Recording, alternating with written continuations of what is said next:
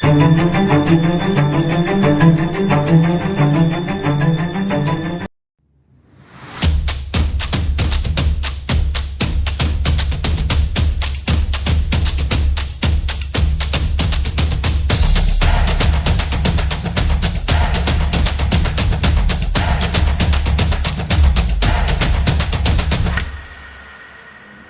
the assumption of our PNP Chief Police General Rodolfo Santos Azurin Jr., the barangay-based policing program took a new direction with the creation of the Malasakit, Kaayusan, Kapayapaan at Kaunlaran or MKK+K program of the PNP.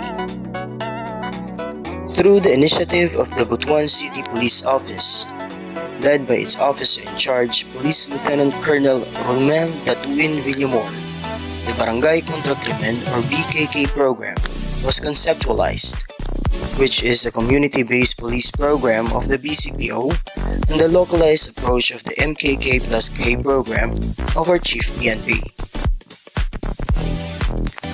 In developing the BKK program, we recognize the PNP's role in maintaining peace and order in the society has become increasingly challenging due to the following: the complexities in dealing with societal problems, the enormous issues confronting peace and security, public expectations and organization concerns, which have become more demanding. The BKK is our innovative approach to these challenges, using developments in technology and social media, and through our partnership with the 86 barangays in Butuan City. This will be piloted in Barangay Libertad, which is the biggest and most populous barangay in Butuan City. After this launching, this will be replicated in other barangays in the city. Current situation.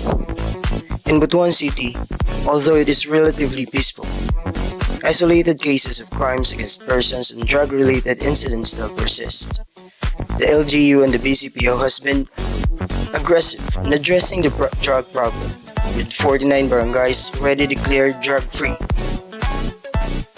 In Barangay Libertad in particular, which has a total population of 25,296, consisting of 7,338 households dispersed in the 35 puroks, the crime volume stands at an average of 149.33 crime incidents in the past 3 years. Traffic accidents account for more than half of the total crime incidents in the barangay, followed by violations on special laws. With the limited BPATs in the barangay, it has tapped organizations and the youth as force multipliers to help in the anti-criminality campaign.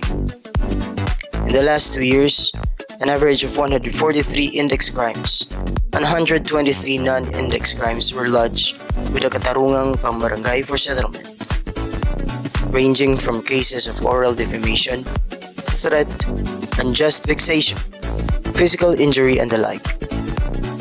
The KP was able to resolve 89% of these cases, while the remaining were eventually filed in court. It is also alarming to note that out of 200 identified PWOs, only 24 or 12% have graduated in the CBDRP or CSAR. Hence, the problem of illegal drugs continues to be a pressing concern in the barangay. Our BKK approach. This is our strategic framework for the BKK program. Our ultimate objective is to achieve maayos, mapayapa, maunlad, at may malasakit na komunidad. In particular, for Barangay Libertad, our goal is to achieve peaceful, orderly, progressive, and healthy communities. To achieve these goals and objectives, we have identified these strategies: ensure safe streets and spaces, ensure crime prevention and timely response, establish ready and resilient community, and happy, healthy, progressive, and God-fearing community. Our programs and targets. To implement the identified strategies, we have identified various programs which will be implemented from October 2022 to April 2023.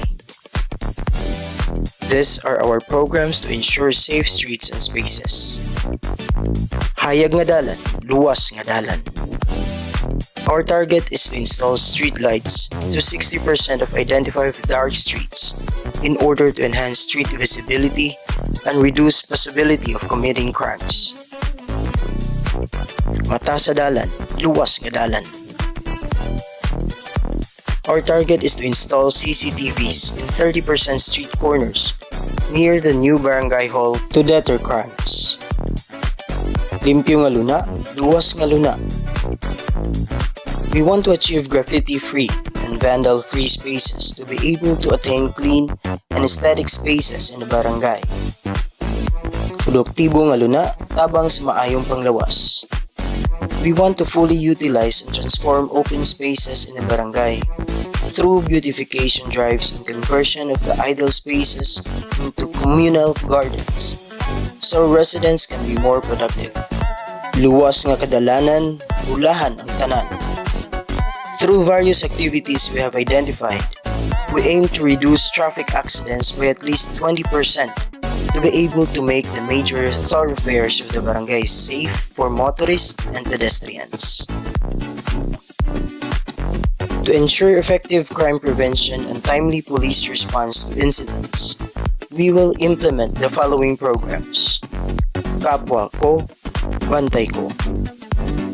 We will establish an active and fully functional neighborhood watch and conduct activities like capability building seminars and trainings, sharing and publicizing crime prevention tips, community awareness drives, establish incident response and reporting mechanisms, and regular dialogue and neighborhood visitations. This will empower the residents to become more responsible, aware, and accountable in preventing crimes from happening in the community. Komunidad kontra VAUSI. We will strengthen the VAUSI desk of the barangay and ensure that it is active and fully functional. The BCPO will train VAUSI desk officers in handling VAUSI cases, and there will be constant coordination between the WCPD personnel and the barangay VAUSI desk officer. Aktibo ug epesyenteng BPATs alang sa hapsay ug malinaw nga barangay. We want to fully capacitate the BPATs by recalibrating their skills and capabilities and ensure availability of necessary equipment. Aktibo ug responsableng kabataan kontra krimen. We want to ensure an active and fully functional junior police and enhance their capabilities through various capability building trainings and seminars. Junior police will be recruited from senior high students of Libertad National High School. Epektibo ug epesyenteng opsen sa barangay. Our target is to establish an operation center in Barangay Libertad that is effective and efficient.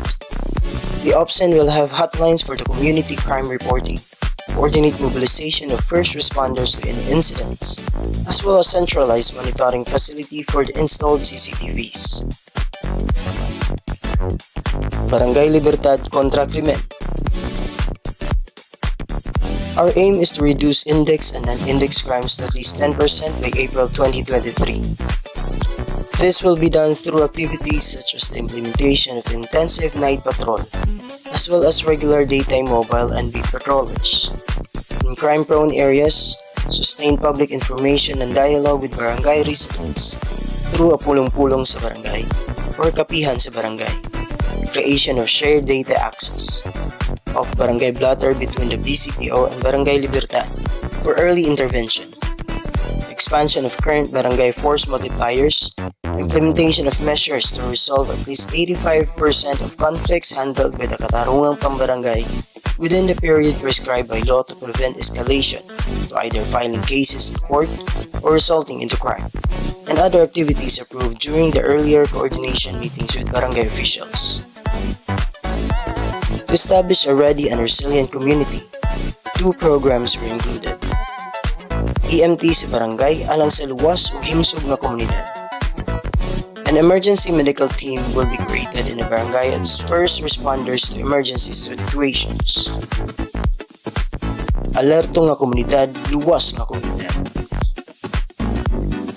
This will institutionalize barangay emergency response mechanisms to various emergency situations. To attain a happy, healthy, progressive, and God-fearing community, we have identified 2 programs. Kasimbayanan. We will be cascading the PNP's Kasimbayanan program in the barangay level through various identified activities. We also want to have an active sustaining implementation of faith-based and spiritual transformation programs and moral recovery program activities in partnership with the Community's Council of Elders, NGOs, CVOs, faith-based organizations, and churches. Barangay Libertad Skills Development and Livelihood Program. The aim is to achieve at least 20% employment out of the total unemployed population and to implement work readiness skills and other livelihood training programs. The objective is to capacitate and equip residents in skills development and livelihood trainings in order to make them more productive. The barangay will assist the unemployed find jobs that are suited for their skills through job fairs in the barangay. Aside from the general community, special emphasis will also be placed in employment assistance for PWOODs, unemployed women, and age-eligible youth who are victims of abuse and former PDLs. Monitoring, evaluation, and reporting. To ensure the success of these programs and to gauge its effectivity, a monitoring team shall be constituted, which shall include as members representatives from the barangay, the BCPO station concerned, and representatives from the BCPO. The team is tasked to regularly conduct monitoring, evaluation, and reporting of the results of implementation. All of the strategies and programs identified were all in consultation with the concerned barangay officials. Serving the communities of Butuan City is at the heart of what we do. Mauna ang among isiguro ang among mga programa na dunay kalabutan sa kahapsay ug kalinaw haom sa panginahanglanon sa tagsa-tagsa ka barangay. Kini ang rason ngano apil gyud ang mga opisyal sa barangay o representante sa matang sektor sa pagtuki sa mga problema o pagbansay sa solusyon. In developing the Bkk program, we recognize that the PNP's role in maintaining peace and order in the society has become increasingly challenging due to the complexities in dealing with societal problems, the enormous issues confronting peace and security, and the public expectation and organizational concerns which have become more pressing. Bkk is our innovative approach to these challenges in active collaboration with the community and the local chief executives. It is our local approach to the MKK Equals K program and Kasimbayanan tungo sa Konlaran programs of our Chief PNP, Police General Rodolfo A. Zazurin Jr. and in faithful compliance to the community and service-oriented policy of the CSOP of the National Police Commission. Mapasalamatan ako sa atong maaktikon nga kapitan sa Barangay Libertad nga si Kapitan Menchi Rosario sa iyang commitment aning nga programa.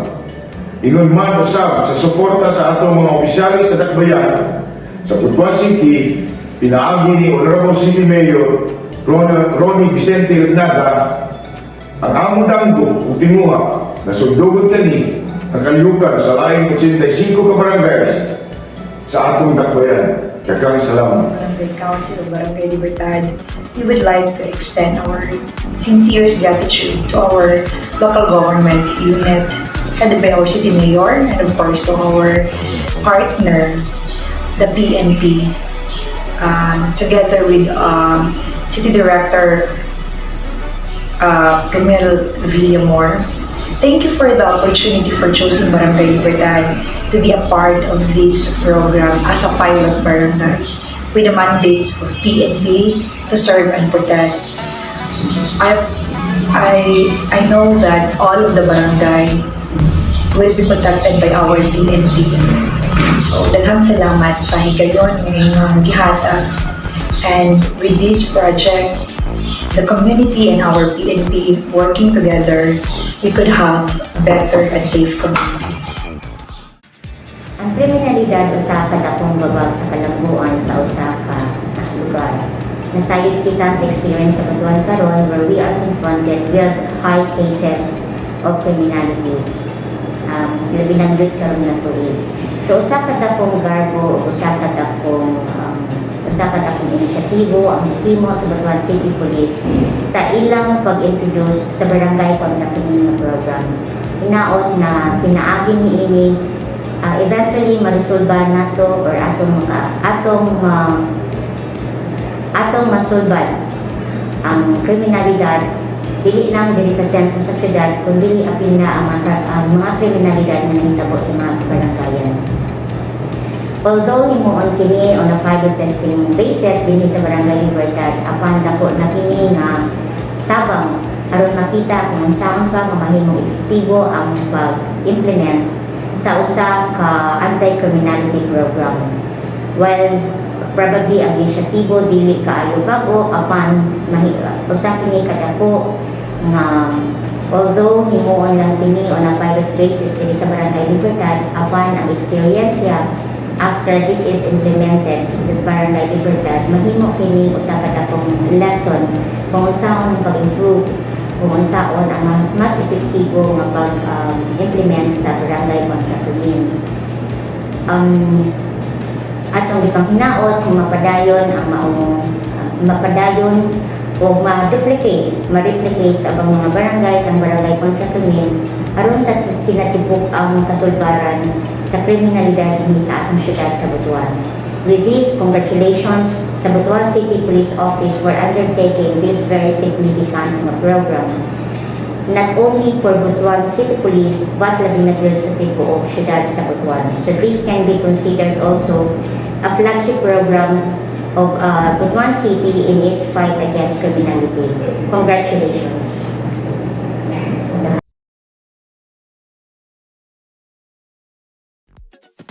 Matatag, maginhawa, at panatag na buhay.